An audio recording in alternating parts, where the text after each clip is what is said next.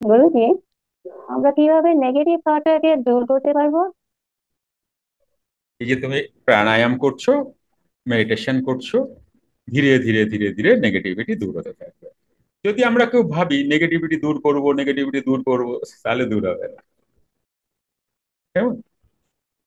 তুমি তোমার সাধনাকে বাড়িয়ে দাও, তাহলে তুমি ম্যাক্সিমাম পজিটিভে থাকতে পারবে। আর ম্যাক্সিমাম পজিটিভে থাকলে তো নেগেটিভের কথাই আসছে না। তোমার দেহে, তোমার ভাবনা ভাবনা হচ্ছে যে আমার অনেক ফ্যাট, আমি মোটা। ধরো তুমি তো মোটা না, তবুও বলছি, তোমারই বলতেছি, অন্য কাউরে বলতে তো আবার মোটারে মোটা বলে রাগ হয়, জানো তো? কি বলো?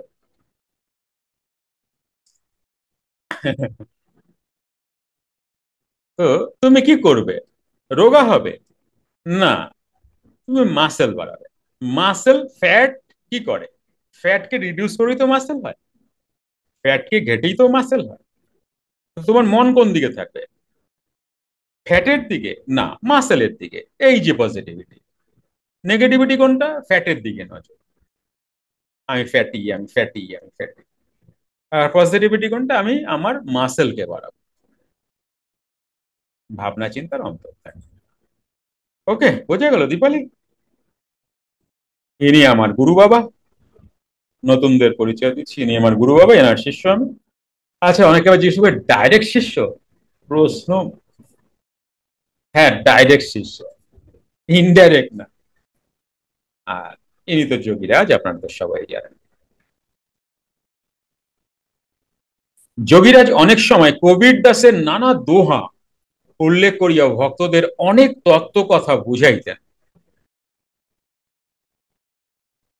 কবির দাসের যে সাধন তত্ত্ব এবং যোগীরাজের যে সাধন তত্ত্ব, তাহা প্রায় একই রকম দেখা যায়। সেজন্য সে সময় জনশ্রুতি ছিল যে কবির দাসী উত্তম ব্রাহ্মণ কুলে ইহদেহে সমাচরণ লাহিড়ী রূপে অবতীর্ণ হইয়াছেন। এ বিষয়ে যথেষ্ট তথ্য প্রমাণ পাওয়া না গেলেও তিনি স্বয়ং ডায়েরিতে এক জায়গায় লিখিয়াছেন, যোগ কবিরা সই সূর্য, সই ব্রহ্ম, সই হম। অর্থাৎ যিনি কবির, তিনি আত্মসূর্য, তিনি ব্রহ্ম, তিনি আমি।